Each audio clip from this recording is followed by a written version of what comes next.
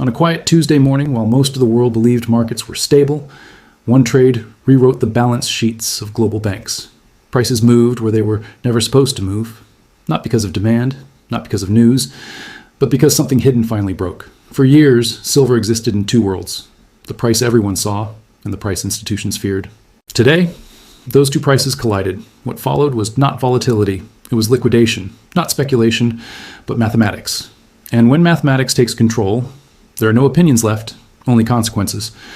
By the end of this analysis, you will understand why this was not a rally, why it was not manipulation, and why some banks may not survive what started today.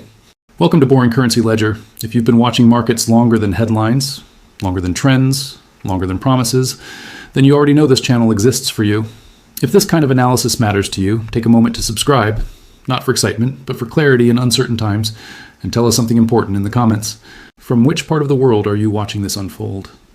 They woke up on Tuesday expecting another normal trading day. Screens showed prices, charts looked orderly, headlines used familiar language, volatility, momentum, routine adjustments. To most observers, the system appeared intact, but beneath that calm surface, something fundamental had already failed. What happened on Tuesday was not a rally. It was not speculation. It was not driven by excitement or fear among small investors. It was a structural break, a moment when the financial system briefly revealed the difference between a quoted price and a real price. For decades, modern markets relied on one assumption, that the prices shown on screens reflected reality. That assumption only holds when markets are liquid, balanced, and trusted. On Tuesday, that trust fractured.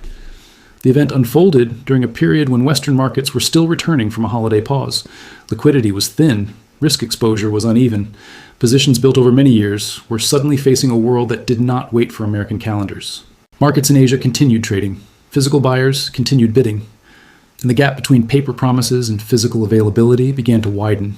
This was the first signal. In normal conditions, futures markets exist to manage risk. They allow producers to lock in prices and consumers to secure supply. When these markets work correctly, prices move gradually, reflecting changes in supply, demand, and expectations. But futures markets depend on confidence. Confidence that contracts can be settled, that delivery is possible, and that liquidity will always be present. On Tuesday, that confidence failed. A sudden surge in buying pressure appeared, not because traders wanted exposure, but because someone had no choice. A large position crossed its risk limit. Losses exceeded acceptable thresholds. And once that line was crossed, decisions were no longer made by people. The system itself enforced action. This distinction matters. Voluntary trades follow strategy. Forced trades follow rules. When a position is liquidated, price becomes irrelevant. Survival becomes the only objective. And when survival requires buying into a market with limited supply, prices adjust violently. This is why the movement confused many observers. Basic logic suggests that large orders should push prices down, yet prices surged instead. That outcome only makes sense if the trade was not a sale, but a forced exit from a losing position. This moment exposed the illusion of price stability. For years, silver prices appeared controlled and predictable. That appearance encouraged leverage. It rewarded the belief that volatility could always be managed.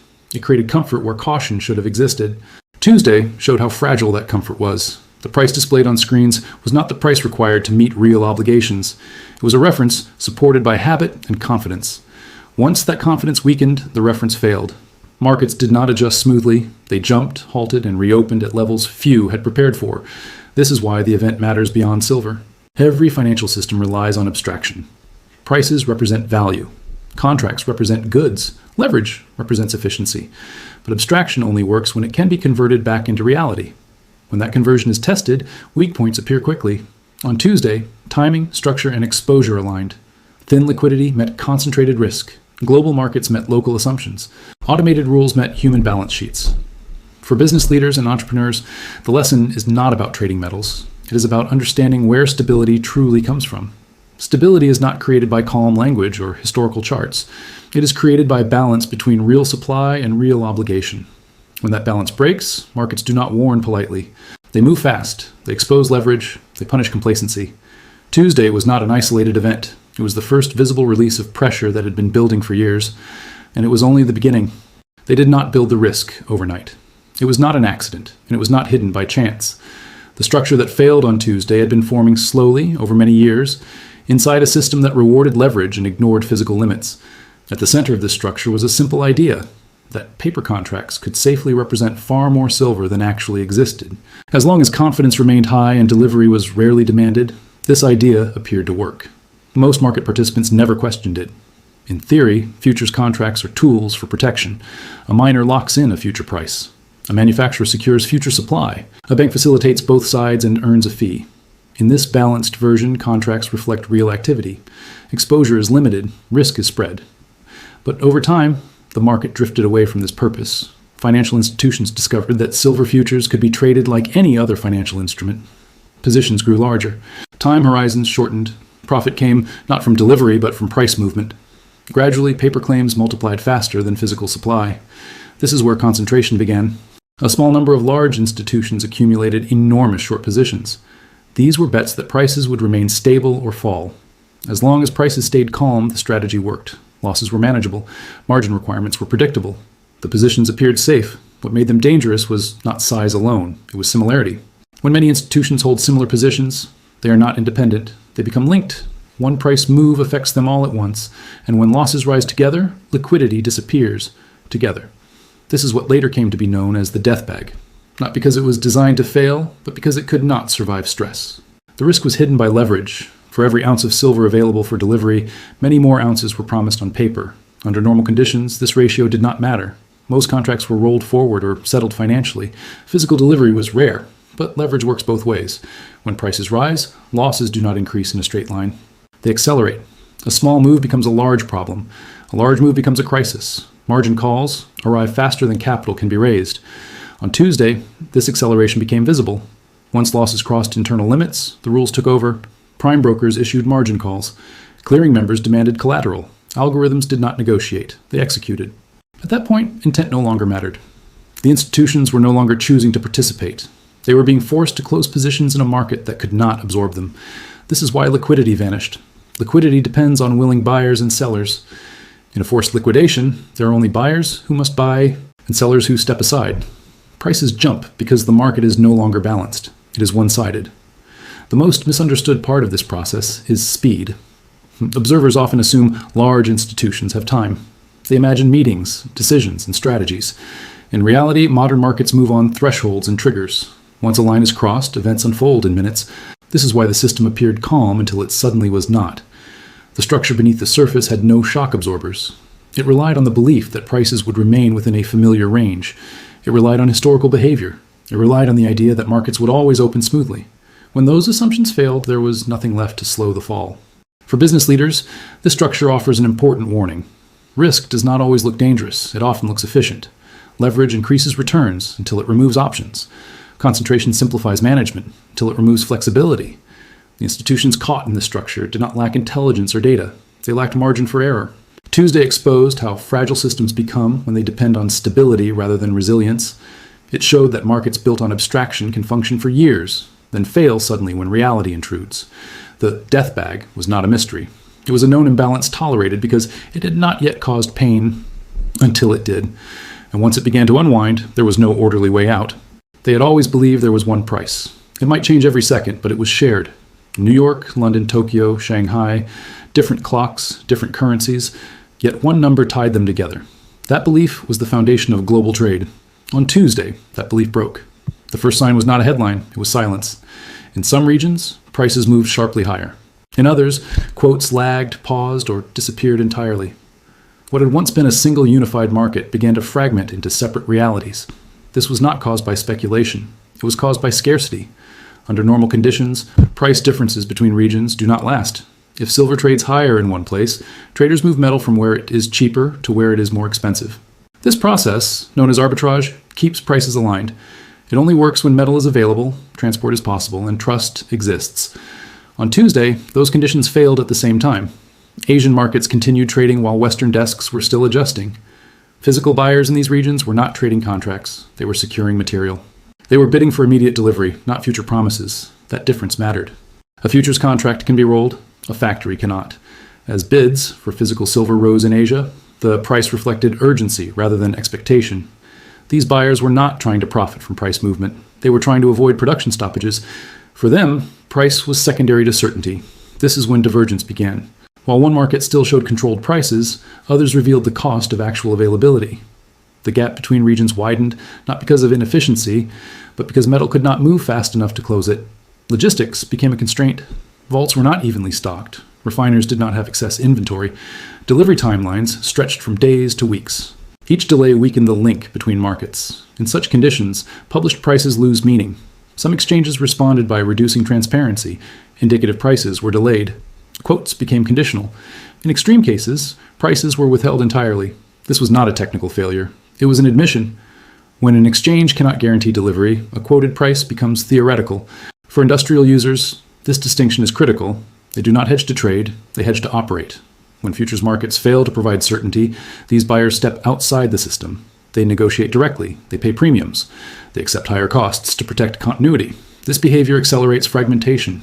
Once physical buyers leave futures markets, paper prices lose their anchor.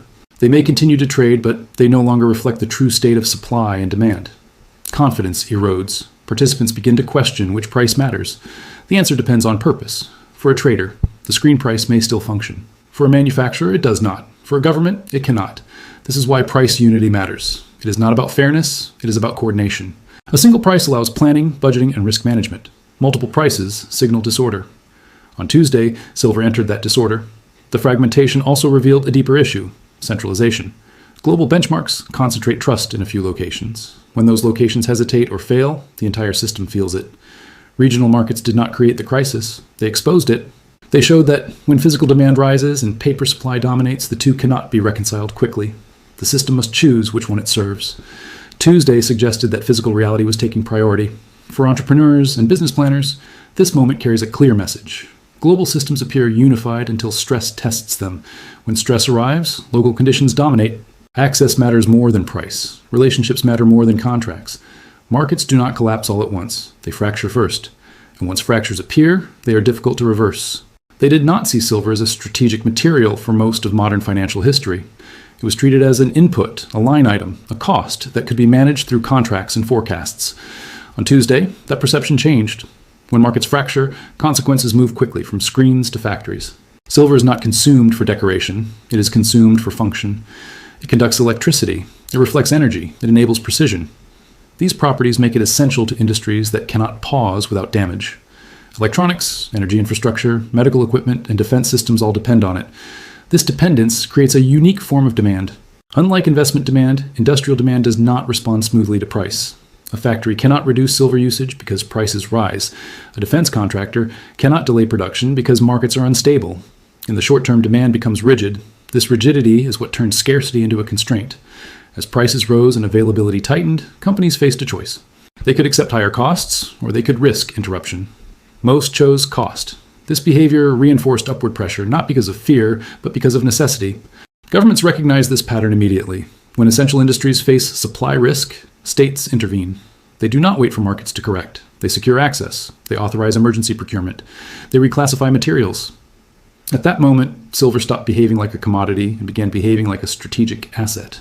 Strategic assets follow different rules. They are not priced solely by markets. They are allocated by priority. Military, energy, and infrastructure needs come first. Civilian markets adjust around them. The shift has consequences for financial institutions. Banks holding large short positions were exposed not only to price risk, but to policy risk. Once governments entered the market as buyers of last resort, price ceilings lost credibility. There was no higher authority to calm markets. Demand became unlimited within strategic limits. This is where balance sheets came under threat. Rising prices increased losses on short positions. Losses triggered margin calls. Margin calls forced liquidation. Liquidation drove prices higher. The cycle reinforced itself. For banks, this was not a trading loss. It was a structural mismatch between paper exposure and physical reality. Capital buffers designed for volatility were tested by scarcity. For the broader system, the risk was transmission. Losses on commodity desks do not remain isolated. They affect funding costs, risk appetite, and credit availability. When institutions face uncertainty, they reduce exposure elsewhere. Lending tightens, projects slow, confidence weakens. Entrepreneurs feel this shift quickly. Access to credit becomes selective. Input costs become unpredictable. Long-term planning becomes difficult. Businesses that rely on stable supply chains must reassess assumptions made during years of calm pricing. This is why the event matters beyond metals. It illustrates how financial abstractions can delay but not eliminate physical limits. It shows how leverage amplifies small imbalances into systemic stress. and it demonstrates how quickly markets change character under pressure.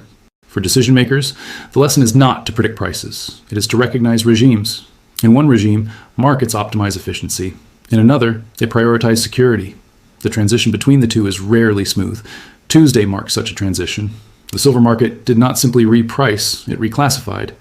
What was once abundant on paper became scarce in reality. What was once managed financially became managed strategically. For those watching carefully, this was not an ending. It was a signal. When commodities become constraints, the rules change. Those who adapt early preserve options. Those who assume continuity discover, too late, that stability was conditional. And once that condition fails, markets do not ask for permission.